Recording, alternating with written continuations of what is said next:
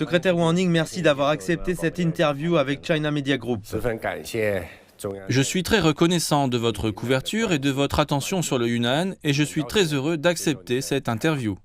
Monsieur le secrétaire Wang Ning, au cours des 2 sessions de cette année, vous avez répondu aux questions d'un de mes collègues de CMG. Vous avez déclaré que le produit intérieur brut du Yunnan avait dépassé les 3 000 milliards de yuan, ce qui marque une nouvelle étape. Que signifie ce chiffre pour le Yunnan ? Je me souviens d'avoir invité des amis des médias à venir voir le Yunnan de leurs propres yeux, à faire l'expérience de ce que l'on appelle mode de vie du Yunnan. Je suis très heureux que vous soyez venus aujourd'hui, comme promis, et je vous souhaite à tous une chaleureuse bienvenue.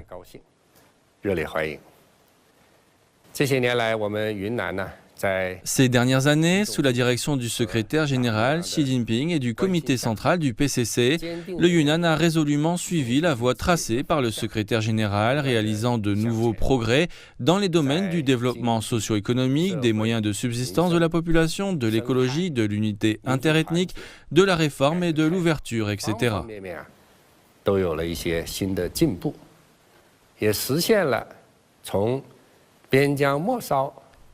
Le Yunnan a également réussi à passer d'un état de région frontalière et éloigné à celui de fenêtres ouvertes. Comme vous l'avez mentionné, le produit intérieur brut du Yunnan a atteint un nouveau sommet de 3 000 milliards de yuan l'année dernière. C'est une véritable étape. Cela jette des bases solides pour continuer à promouvoir l'unité interethnique, renforcer la protection écologique et construire un centre économique qui relie le Yunnan à l'Asie du Sud et à l'Asie du Sud-Est. Ce qui est encore plus encourageant, c'est que notre développement économique change de structure, d'élan et de qualité.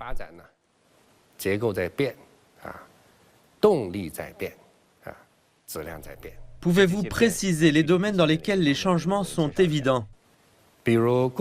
Par exemple, dans le passé, les investissements dans le Yunnan étaient principalement motivés par la construction d'infrastructures. Ce n'est plus le cas aujourd'hui.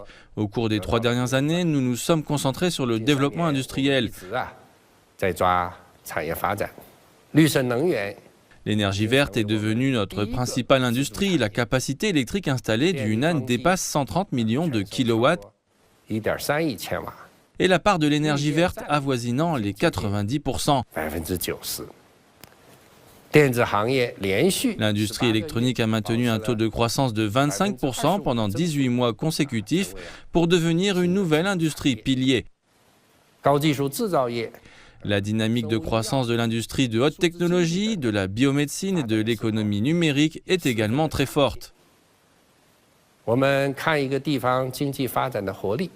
Lors de l'analyse des performances économiques d'une région, le nombre d'entités économiques est un paramètre très important. Il y a 2 ans, le Yunnan ne comptait qu'environ 3,6 millions d'entités économiques. Grâce à nos efforts soutenus pour améliorer l'environnement des entreprises, au cours des 2 dernières années, le nombre d'entités économiques a rapidement augmenté pour atteindre environ 6,3 millions à la fin de l'année dernière. Cela signifie qu'une personne sur 7 dans la province est en train de créer une entreprise.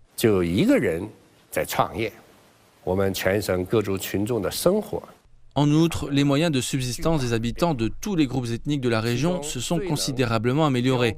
Le succès le plus remarquable que nous ayons obtenu est la victoire historique dans la lutte contre la pauvreté. Le Yunnan comptait 9,33 millions de personnes à faible revenu dans les zones rurales. Sous la direction du secrétaire général Xi Jinping et du comité central du PCC, nous avons, après 5 années de travail acharné, éliminé la pauvreté absolue et créé une société modérément prospère, tout en améliorant de manière significative la qualité de vie des gens. Situé dans le sud-ouest de la Chine, le Yunnan partage ses frontières avec le Myanmar, le Laos et le Vietnam. La province du Yunnan constitue la principale porte d'entrée du pays vers l'Asie du Sud et du Sud-Est. Avec une superficie de plus de 390 000 km², le Yunnan abrite environ 47 millions d'habitants, dont un tiers appartient à différents groupes ethniques minoritaires. La province du Yunnan est également l'une des régions les plus diversifiées du monde sur le plan biologique, ce qui lui a valu le titre de Royaume de la flore et de la faune. Réputée pour sa splendeur naturelle et sa riche diversité culturelle, la province du Yunnan est une destination attrayante pour les touristes du monde entier. Capitalisant sur sa position stratégique et ses ressources abondantes, Le Yunnan accélère sa transformation économique en s'appuyant sur la science et la technologie et en s'ouvrant davantage au monde. Monsieur le secrétaire Wang Ning, vous venez de mentionner que 9,33 millions de personnes sont sorties de la pauvreté, ce qui est vraiment impressionnant. Pour mettre ce chiffre en perspective, il est comparable à la population totale de pays européens tels que l'Autriche, la Hongrie et la Suisse.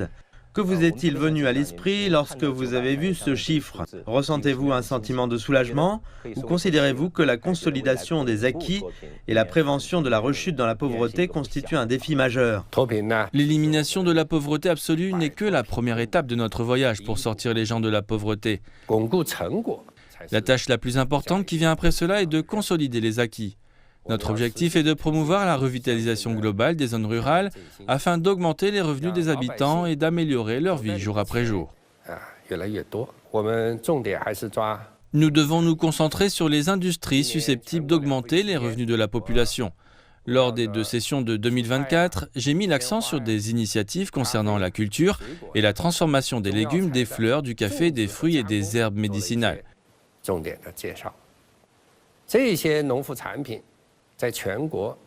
Ces produits agricoles sont bien reconnus au niveau national et mondial et constituent d'excellents choix pour augmenter les revenus des agriculteurs.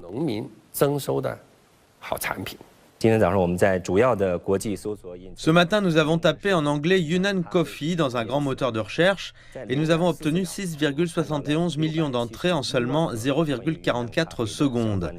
De nombreux amateurs internationaux de café font l'éloge du café du Yunnan pour sa douceur, pour sa richesse, sans être trop amer, pour son arôme qui n'est pas dominant et pour son acidité modérée. Oui, le café du Yunnan était auparavant inconnu pour de nombreuses personnes. Avant de venir à Kunming, je ne connaissais pas le café du Yunnan comme beaucoup de gens. Cependant, après mon arrivée, je me suis rendu compte que le café du Yunnan était en fait exceptionnel.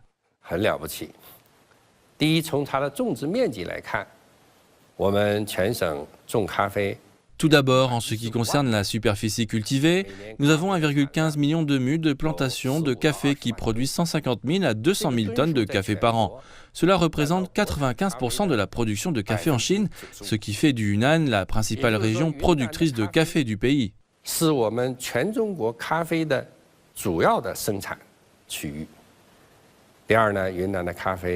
Deuxièmement, la qualité du café du Yunnan est excellente. Le café arabica du Yunnan est comparable à certains des meilleurs cafés du monde. Son goût est vraiment excellent. Un café sélectionné de qualité supérieure. Oui, le goût est bon et les jeunes l'adorent.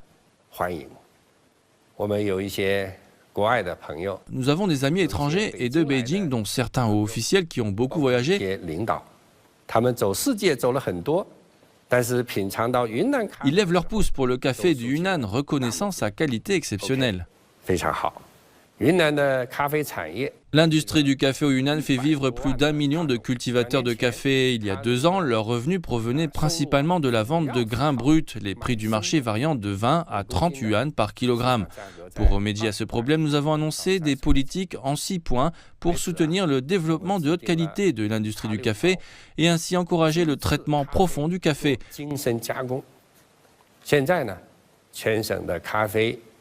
Aujourd'hui, le pourcentage de café soumis à un traitement profond dans la province est passé de moins de 20% à 54%, ce qui contribue à augmenter le revenu moyen des ménages de cultivateurs de café de plus de 20 000 yuan par an. Le thé du Yunnan est aussi connu au niveau mondial. L'année dernière, les anciennes forêts de thé de la montagne Jingmai sont devenues le premier site du patrimoine culturel mondial consacré au thé. Comment présenteriez-vous le thé du Yunnan au public du monde entier? Le Yunnan est également le berceau du thé, la ville de Pu'er étant célèbre pour avoir été désignée source de thé du monde par le Comité international du thé. Selon les normes de l'industrie du thé, seuls les arbres centenaires peuvent être considérés comme de vieux théiers.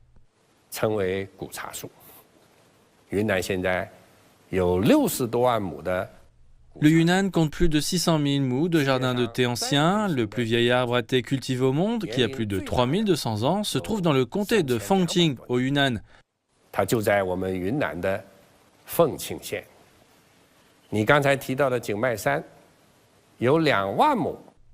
La montagne Jingmai que vous avez mentionnée compte 20 000 mues de vieilles forêts de thé contiguës où le thé est récolté depuis plus d'un millénaire. La production totale de l'industrie du thé dans la province atteint aujourd'hui 150 milliards de yuan, ce qui en fait une source de revenus pour nos 6 millions de cultivateurs de thé. Ils ont vu leurs revenus augmenter grâce au thé. La topographie variée et le climat propice du Yunnan permettent non seulement de produire du café et du thé de grande qualité, mais aussi des fleurs. Cette industrie dynamique est la pierre angulaire de l'économie locale, comme en témoigne le marché aux fleurs de Dunan, le plus grand de ce type en Chine. En 2023, plus de 13,5 milliards de tiges de fleurs fraîches y ont été échangées, ce qui représente environ 19 milliards de dollars de transactions. L'industrie florale joue un rôle clé dans la réduction de la pauvreté et le développement rural au Yunnan, tout en servant de catalyseur au secteur touristique florissant de la province. Secrétaire Wang, notre équipe vient de me montrer une vidéo qui a été prise à 23h hier soir sur un marché aux fleurs à Kunming. J'ai été vraiment surpris de voir autant de gens s'affairer, tous achetant des fleurs fraîchement coupées à cette heure-là. Oui, au Yunnan, nous sommes très fiers de nos fleurs. Ce que vous avez mentionné, c'est la scène commerciale du marché aux fleurs de Dounan à Kunming. La scène est en effet saisissante si on la voit de ses propres yeux. Le volume de fleurs fraîches échangées chaque jour est énorme et la méthode d'échange est tout à fait unique, ressemblant en fait à celle de la bourse. Les vendeurs apportent les fleurs et des dizaines voire des centaines d'acheteurs font des offres. Ils organisent des enchères avec des prix décroissants à partir d'un plafond, par exemple 400 000 yuan, puis 380 000 yuan, suivi de 350 000 yuan. Une affaire est conclue jusqu'à ce que quelqu'un enchérisse à 350 000 yuan. Nous utilisons ce modèle pour le commerce des fleurs fraîches depuis plus de 10 ans. Pourquoi adopter ce modèle de vente aux enchères ? Il est conçu pour garantir que les meilleurs acheteurs puissent obtenir les fleurs. En outre, le système logistique mis en place à cette fin est très efficace. Les fleurs échangées la nuit peuvent être livrées à Shanghai, Beijing, Guangzhou et sur la table des gens le lendemain. Nous sommes donc très fiers de nos fleurs du Yunnan, qui est aujourd'hui l'une des principales régions productrices de fleurs en Chine. À ma connaissance, le plus grand producteur de fleurs au monde est Amsterdam, aux Pays-Bas. Et le Yunnan en Chine se classe au deuxième rang. Nous produisons 19 milliards de fleurs par an, ce qui représente en moyenne 3 fleurs par personne dans le monde. La qualité des fleurs du Yunnan est supérieure. Contrairement à celles d'autres régions, nos fleurs ont des pétales plus épais qui se conservent plus longtemps. Les fleurs dans un vase de Beijing se fanent au bout de 5 à 7 jours, tandis que celles du Yunnan peuvent rester fraîches pendant 10 à 15 jours. Des facteurs tels que l'exposition unique du Yunnan aux rayons UV, la lumière du soleil, le climat, l'altitude, les précipitations et le sol sont tous directement liés à la grande qualité de nos fleurs. Monsieur le secrétaire Wang Ning, la protection de l'environnement au Yunnan intéresse beaucoup de monde. Il n'y a pas si longtemps, l'histoire de 15 éléphants d'Asie migrant vers le nord en 2021 avait attiré l'attention et suscité des discussions dans les médias internationaux. Quelle est l'importance de la préservation de l'écosystème complexe et riche du Yunnan pour la conservation écologique nationale et même mondiale ? Pour le Yunnan, la protection de l'écologie est une question d'importance nationale. En termes de fonctions écologiques, le Yunnan joue un rôle essentiel dans la conservation de l'eau, le contrôle de l'érosion des sols et la régulation du climat. Par exemple, le lac Fuxian au Yunnan est le plus grand lac à la source de la rivière des Perles. C'est aussi le plus grand lac d'eau douce profond de Chine. Le lac est une source précieuse d'eau potable de première catégorie, avec une capacité de stockage massive de 20 milliards de mètres cubes. En outre, du point de vue de la biodiversité, le Yunnan est connu comme le royaume des plantes, le jardin du monde et la banque de gènes des espèces. La variété des espèces végétales du Yunnan représente 60% du total national, avec un immense potentiel de développement et d'utilisation. Par exemple, l'artémisinine, un traitement très efficace contre le paludisme, a d'abord été largement extraite au Yunnan à partir de l'armoise locale, contribuant ainsi grandement à la lutte mondiale contre le paludisme. Tout le monde se souvient encore du voyage effectué en 2021 par 15 éléphants d'Asie entre Xishuangbanna et Kunming, la capitale de la province. Ce voyage s'est déroulé juste avant la COP15 et a donc attiré l'attention du monde entier sur Kunming. Ce voyage harmonieux entre humains et éléphants a suscité l'intérêt du monde entier. Cette scène réconfortante est encore très appréciée et inoubliable. Alors que la population mondiale d'éléphants d'Asie diminue, le nombre d'éléphants sauvages dans le Yunnan est passé à plus de 300. La sagesse populaire veut que le développement économique s'accompagne inévitablement d'une consommation des ressources naturelles, allant même jusqu'à empiéter sur celles-ci. Par exemple, pour construire des routes et des ponts, implanter des usines et attirer des investissements. Comment le Yunnan est-il parvenu à trouver un équilibre entre la préservation de son écosystème et le maintien de sa croissance économique ? La protection de l'environnement est un principe fondamental que nous défendons toujours. Qu'il s'agisse de développer des industries ou d'exécuter des projets, nous adhérons au principe de rejeter l'argent qui vient avec la pollution et les projets qui apportent la pollution, quelle que soit leur taille. Par exemple, nous avons désigné près d'un tiers de la superficie de la province comme zone de conservation écologique. Cette politique permet de protéger efficacement plus de 90% de nos écosystèmes typiques. Nous savons que parmi les 3 rôles assignés au Yunnan par le secrétaire général Xi Jinping, l'un d'eux est de se faire une région modèle pour l'unité ethnique et le progrès. Nous devrions renforcer le sens de la communauté pour tous les groupes ethniques, tout en respectant et en protégeant chacun d'entre eux. Comment cet objectif est-il atteint ? Au Yunnan, un ménage sur 4 est multiethnique. Nous soutenons que tous les groupes ethniques font partie d'une même famille et que chacun mérite une bonne vie. Nous faisons pression pour accélérer le développement économique des régions ethniques en veillant à ce qu'aucun groupe ethnique ne soit laissé pour compte. Prenons l'exemple des 11 groupes ethniques qui sont entrés directement dans le socialisme et de ceux qui ont une faible population. Ils sont passés d'une société primitive à une société socialiste. C'est comme sauter 1 millier d'années en une seule fois. Après avoir gagné la bataille contre la pauvreté, ils ont fait un autre saut, passant d'un état d'appauvrissement à une société globale modérément prospère. C'est le cas du peuple Dejung, auquel le secrétaire général a répondu à 2 reprises par lettre. Ils vivent dans le village de la rivière Dejung, auparavant inaccessible par la route. Avant la construction d'une route, il fallait 3 jours de marche pour aller du chef-lieu au village en traversant des montagnes et des crêtes. En 2014, les gouvernements central et provincial ont alloué des fonds spéciaux pour construire plus de 6 km de tunnels et de routes sur un terrain difficile. Aujourd'hui, les habitants du village de la rivière Dejung ne mettent plus que 2 heures en voiture pour se rendre à l'extérieur. Ces dernières années, plus de 100 000 visiteurs viennent chaque année au village de la rivière Dejung. Les femmes locales, en coopération avec des entreprises de Shanghai, ont modernisé leur couverture traditionnelle Dejung et les vendent comme des objets d'artisanat recherchés en Europe.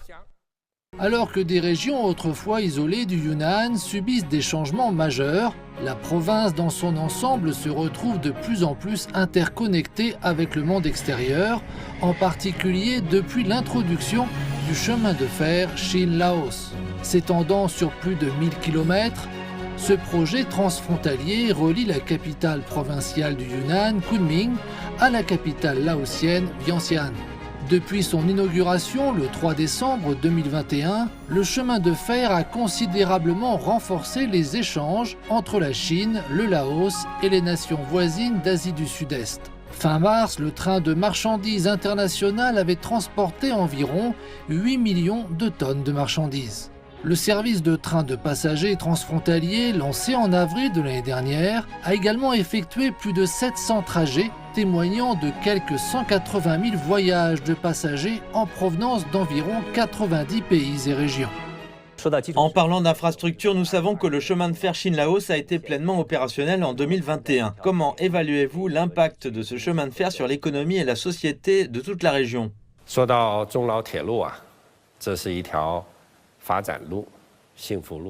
Le chemin de fer Chine-Laos, en tant que voie de développement, de bonheur et d'amitié, a largement dépassé nos attentes initiales depuis sa mise en fonction, il y a 2 ans. Sa portée s'est étendue à 31 provinces, municipalités et régions autonomes de Chine, ainsi qu'à 12 pays qui font partie de l'initiative La Ceinture et la Route.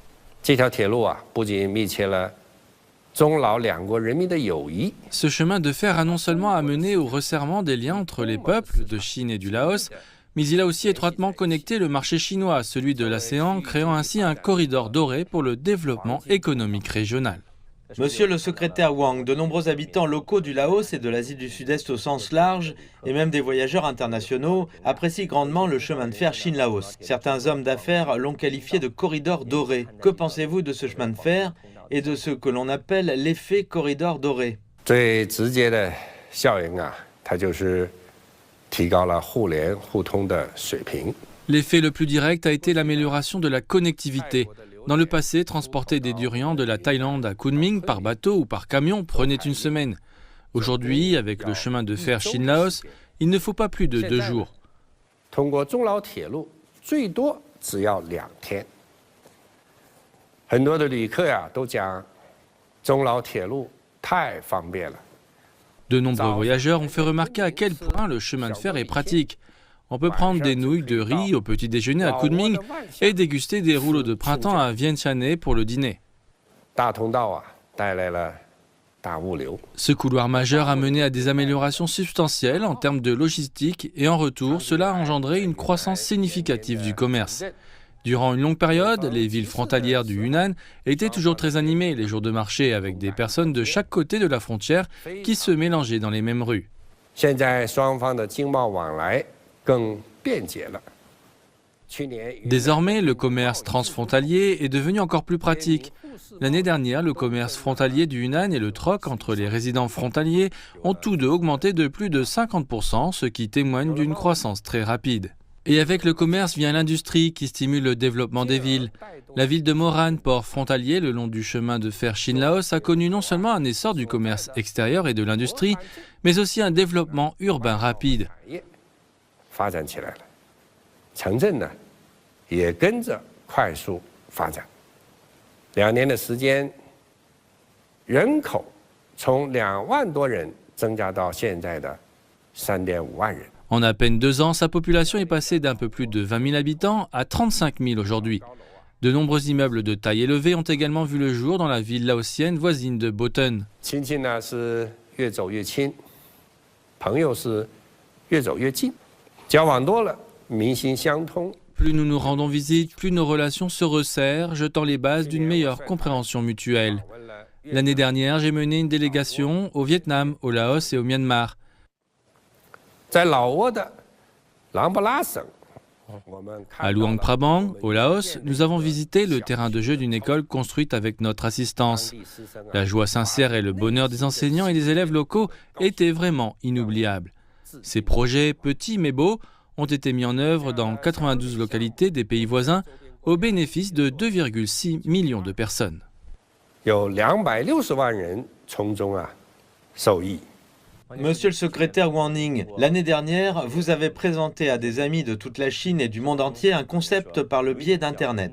Vous avez dit qu'il existait un mode de vie appelé le mode de vie du Yunnan. Après avoir été présenté, cette idée est devenue un terme viral en ligne avec des dizaines de milliards de clics. Nous aimerions vous le demander à nouveau. Comment définiriez-vous le mode de vie du Yunnan? Qu'est-ce qui rend ce mode de vie si unique? 有一种叫云南的生活呀，推出了1年多。 Le concept du mode de vie du Yunnan a été introduit il y a plus d'1 an et a recueilli plus de 28 milliards de vues sur Internet. Ce niveau d'attention est inattendu mais compréhensible. C'est inattendu parce que je n'avais pas prévu une base de fans aussi importante. C'est compréhensible parce que ce mode de vie est vraiment beau et séduisant.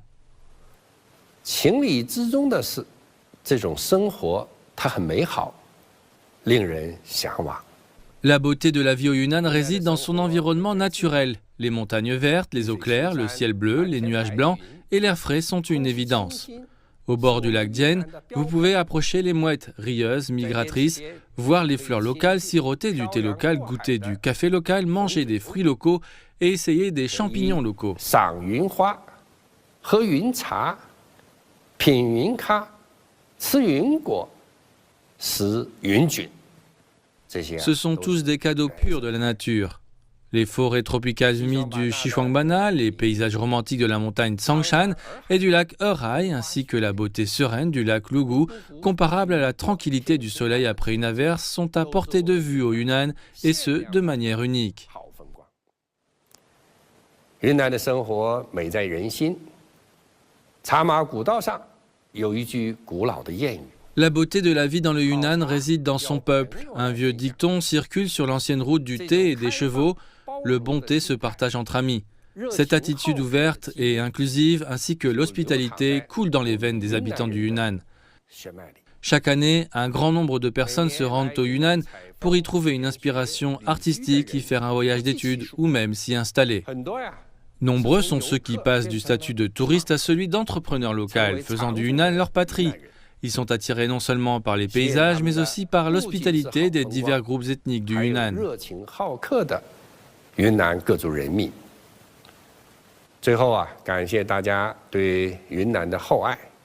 Enfin, je remercie tout le monde pour l'affection sincère à l'égard du Yunnan. J'invite les amis de toute la Chine et du monde entier à explorer le Yunnan et à se joindre à nous pour créer et partager le mode de vie du Yunnan. Le Yunnan permet de découvrir une Chine digne de confiance, attachante et respectable.